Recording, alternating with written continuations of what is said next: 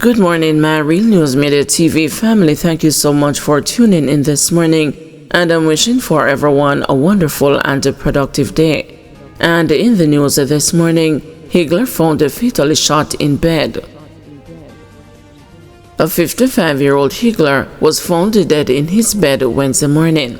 Elvis Moore, otherwise called Speng or Super, a resident of Top Albany in Islington, had gunshot wounds to his upper body.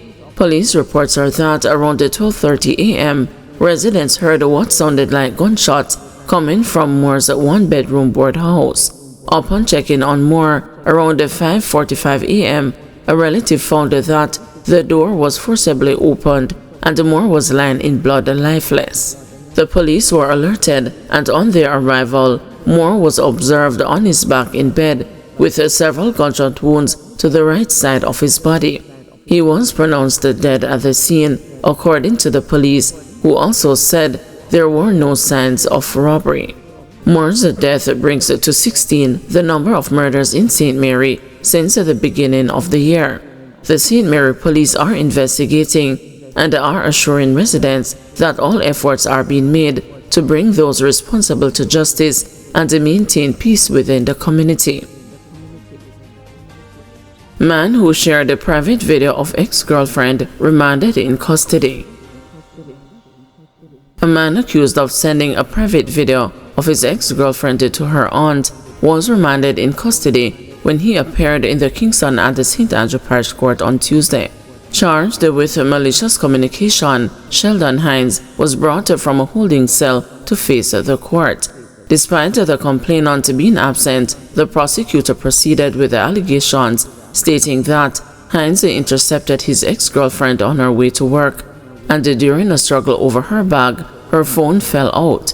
He allegedly retrieved the phone, accessed it, and sent a private video of the woman and her current partner to her aunt. Senior Parish Judge Sanche Burrell questioned how Hines was able to access the phone and how he knew the video was on the device. She also raised concerns about how he knew the complainant's password. According to the prosecutor, during a police interview, Hines admitted that he sent it to one person. The matter was temporarily stood down, but when Hines reappeared later in court, Judge Burrell ordered that he remain in custody. The matter was then referred for case management, scheduled for July 31. Berita charged after 2024 Clarendon shooting. A second man has been charged in connection with the shooting of a police officer and another man on Inverness Drive, Sandy Bay, Clarendon on July 26, 2024. Charged is 21-year-old laborer Dante Taylor, otherwise known as Berita, and the 6, also of Inverness Drive. He has been slapped with wounding with intent, 2 counts, possession of a prohibited weapon, unauthorized possession of ammunition, and using a prohibited weapon to commit a felony. Reports from the Maypen police are that about 8:30 p.m., a policeman at an event in the community heard that a man was shot nearby and tried to render assistance. While providing assistance, he was reportedly challenged by gunmen who later fled the scene on foot. After the shooting subsided, it was discovered that the policeman had been shot. He and the man who was attacked earlier were assisted to the hospital where they were treated. Following an investigation into the matter, Taylor's co-accused, 27-year-old deliveryman Kirk Messom of the same community, turned himself into the police on Friday, August 2, and was charged.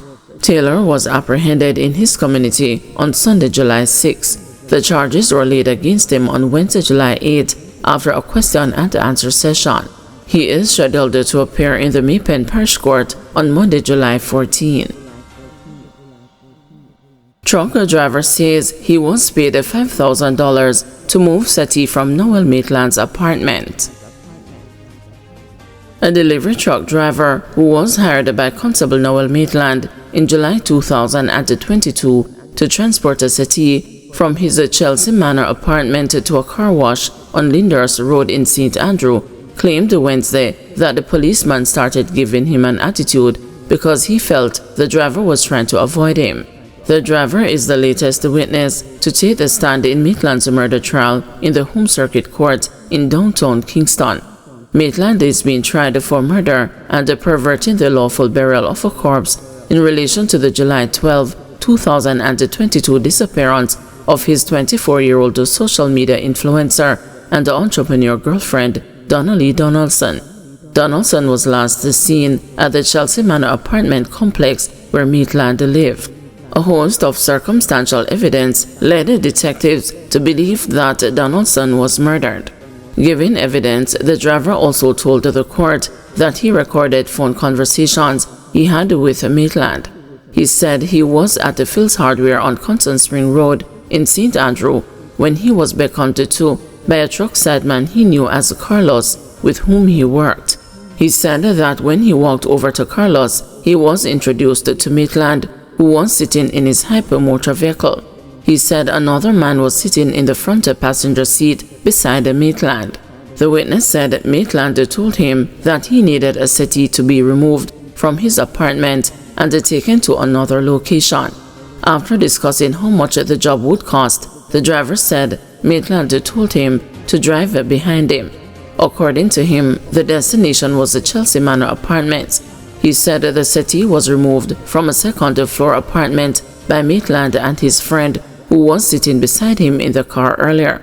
Maitland and the friend were said to have passed the settee to the driver and Carlos, who were on the ground floor near to where the truck was parked. After he dropped off the settee at a car wash and was paid $5,000, the witness said he and Carlos got back in the truck and left. He was asked by senior prosecutor Claudette Thompson whether he had spoken to Maitland again after that occasion. The driver said yes.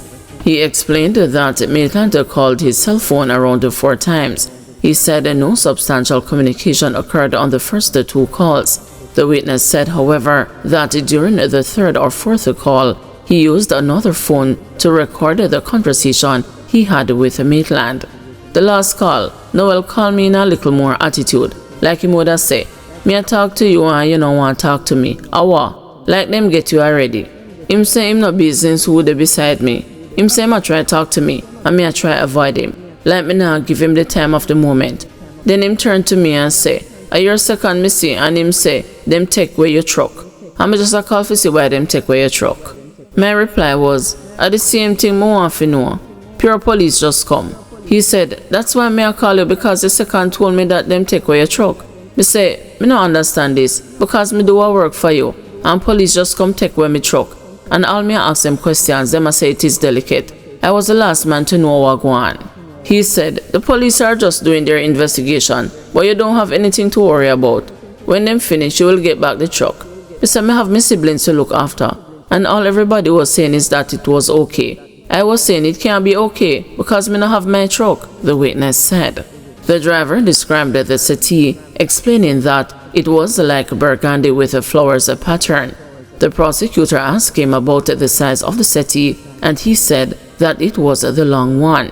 The prosecutor asked him if he saw Maitland again after he took the settee to the car wash, and he said he didn't see him again in person but on social media.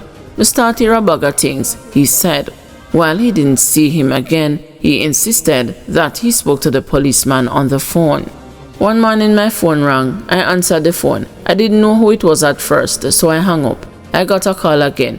It was early in the morning, about after 7.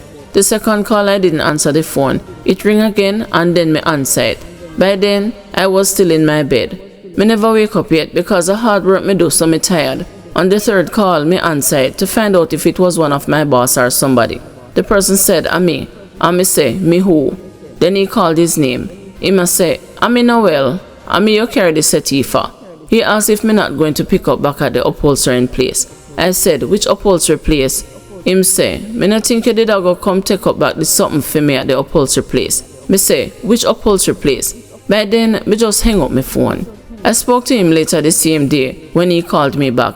I said, "How me fit take up something?" And them take away my truck, because by then them take away my truck. The police officer them did have my truck already, so I was at home about 2 to 3 days after I did the removal. They took the truck to the police station. When me and my sister went up there with the police officers, them said them have to keep the truck to do some investigation, he explained. He said Maitland was curious about the reason the police took the truck, and they told him that he would make some calls to find out what was the motive. The witness said it took him around 2 weeks before he got his truck back. I got back my truck when I went up to Criminal Investigation Branch Headquarters with my sister and asked when I was getting back the truck and why they had it so long and what was the problem. They told me what the problem was. One of them talked to me and I showed them my phone with the recordings because certain things never match up to me.